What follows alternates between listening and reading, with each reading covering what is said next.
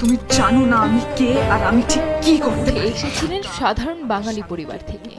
সবুজ অঙ্গনে যার ছিল না কোনো পরিজন, চোখ জুড়ে দেখেছেন স্বপ্ন, চালিয়েছেন চেষ্টা। নায়িকা হওয়ার ইচ্ছে বনে পা রাখেন অভিনয় জগতে।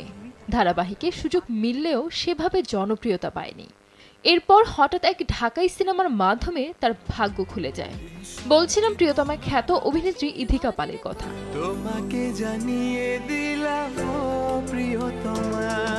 প্রিয়তমা সিনেমাতে কাজ করার পর আর পেছন ফিরে তাকাতে হয়নি তাকে। শাকিব খানের পর টলিউডের জনপ্রিয় অভিনেতা দেবের সঙ্গে খাদানে জুটি বেঁধেছেন তিনি। তার এই সিনেমাও সুপারহিট, যা ছিল অভিনেত্রীর কাছের স্বপ্ন সত্যি হওয়ার বাস্তব গল্প।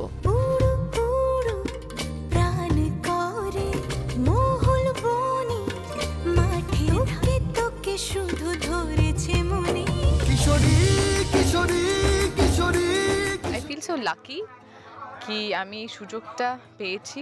ইথিকার ক্যারিয়ারে এমন সফলতার পেছনে কারো অবদান সরাসরি তুলে না ধরলেও অভিনেত্রী তার স্বপ্ন পূরণ করেছেন বলে জানান। ভারতীয় গণমাধ্যমে দেওয়া এক সাক্ষাৎকার অভিনেত্রী জানান, বিভিন্ন কাজ নিয়ে ব্যস্ত তিনি, শিডিউল বা তারিখেরও মিল নেই, যে কারণে নিজের সিনেমা খাদানের ওয়ার্ল্ড প্রিমিয়ারে ভারতের বাইরে যেতে পারেননি তিনি।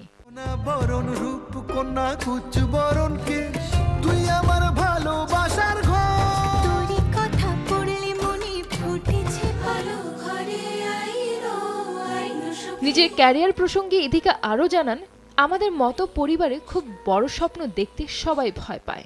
তারা ভাবতে থাকে চারপাশে যে অদৃশ্য এক গণ্ডি রয়েছে, তার থেকে বেশি স্বপ্ন দেখা নিছক বাড়াবাড়ি।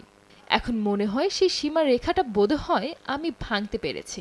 স্বপ্ন দেখা মানুষগুলো যেন আগামী দিনে আমাকে উদাহরণ হিসেবে রাখতে পারে। কালারটা সুন্দর, কিন্তু তোমার ঠোঁটে মানাচ্ছে না। আমি কিন্তু ধুমধাম করে বিয়ে করছি। তুমি এত খুশি মনে বিয়ে করছো? আমি তোমার শোকে দেবদাস হয়ে বুড়িগঙ্গার নিচে দাঁড়িয়ে তোমার নাম নিয়ে কাঁদব। তোমার আমার প্রেমে। এটা বলাই বাহুল্য যে শাকিব খানের হাত ধরেই তার স্বপ্ন পূরণের যাত্রা শুরু। ঢালিউড মেগাস্টারের সঙ্গে জুটি বেঁধেই নায়িকা পরিচয়ে আসেন ইথিকা পাল। তার ভক্ত অনুরাগীরাও মনে করেন তিনি বাংলাদেশের প্রিয়তমা হিসেবেই বেশ জনপ্রিয়, যা ইথিকার ক্যারিয়ারের জন্য ইতিবাচক ভূমিকা রেখেছিল। এদিকে দ্বিতীয়বারের মতো বরবাদ সিনেমায় শাকিবের সঙ্গে জুটি বাঁধতে চলেছেন ইথিকা। শুটিংয়ের কাজও প্রায় শেষ। সিনেমাটি এবারের ঈদে প্রেক্ষাগৃহে মুক্তি পাবে বলে জানা যায়। কয়েকটা দিন, তারপর তো আমি তোমার কাছে চলে আসবো।